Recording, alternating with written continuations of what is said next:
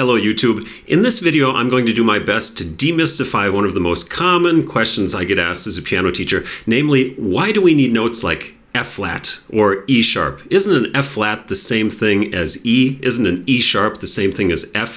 What about a G double flat? Why bother to write that when you could just write an F? In this video, I'm going to show you not only why those notes are necessary, but how they make reading music much easier once you get used to reading groups of notes like a professional.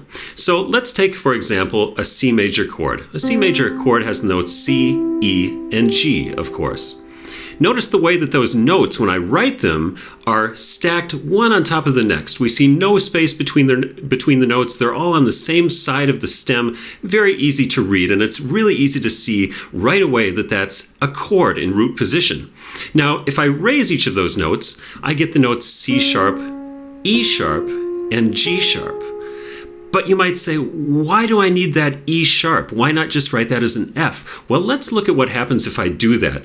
Look at the difference between this chord spelled like this and the same chord spelled with an F instead of an E sharp. C sharp, F, and G sharp. You'll notice that this version of the chord is much stranger on the page. I no longer have that nice stacking of the notes one over the next. I have a little bit of space in between the notes, and I have notes that are on both sides of the stem. This is a lot trickier to read because it's not so easily recognizable as a chord right off the bat. Let's take another example. Let's say that I have a G flat major chord, a G flat and a B flat and a D flat.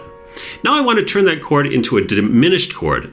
Now remember that all four types of triads, major, minor, diminished, and augmented, all have notes stacked by thirds. So if I'm writing a G flat diminished chord, I would need a G flat, a B double flat, and a D double flat.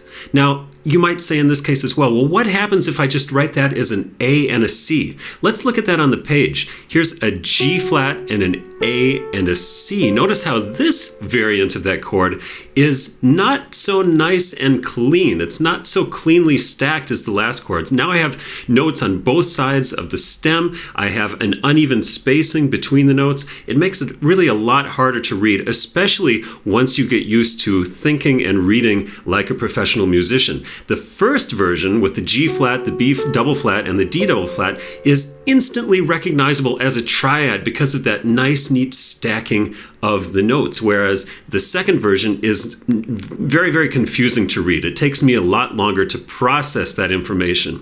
Now, the same thing applies to scales. Let's take the example of a C major scale. C, D, E, F, G, A, B, and C.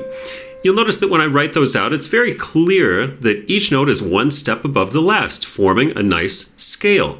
Now, if I raise all of those notes, I'll get the C sharp major scale. And let's look again what happens here. I have a C sharp, a D sharp, an E sharp, F sharp, G sharp, A sharp, B sharp, and C sharp. Now you might say, well, why don't I just write those E sharp? Why don't I write the E sharp as an F? Why don't I write the B sharp as a C? Let's look at what happens if I write it that way. C sharp, D sharp, F, F sharp, G sharp, A sharp, C, and C sharp.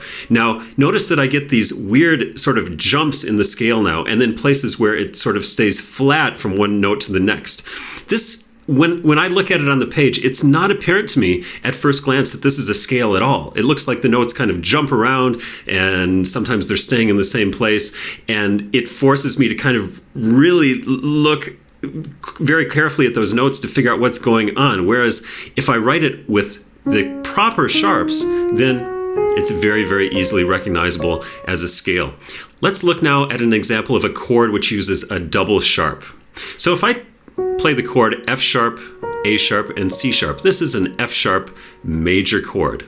If I take that top note though, the C sharp, and I raise it to create an F sharp augmented chord, now I have to use this C double sharp on the top. Notice that with this spelling, I have an F sharp, an A sharp, and a C double sharp. I still have that nice, clean stacking of the notes, one on top of the next.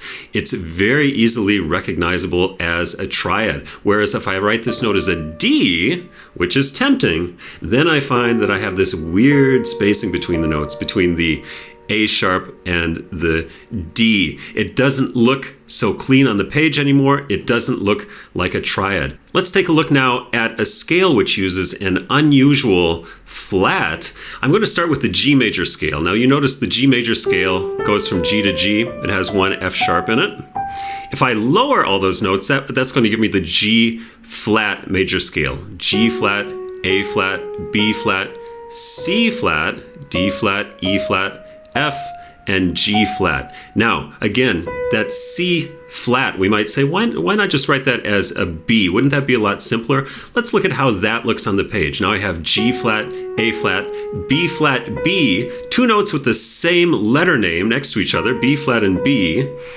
And then I skip from the B completely over the C and go to D flat and E flat and F and G flat. So again, it's not easily recognizable as a scale. And that's one of the reasons why if you get used to reading groups of notes, you're going to find that you much prefer these spellings with E sharps, F flats, double sharps, double flats, because it allows you to recognize a scale or a chord immediately. I've occasionally played music where the accidental spelling is completely wrong, written by people that didn't understand this concept, and I can tell you it's much, much harder to learn. It's much harder to understand. It's much harder to perceive those notes as chords, as scales, as larger units.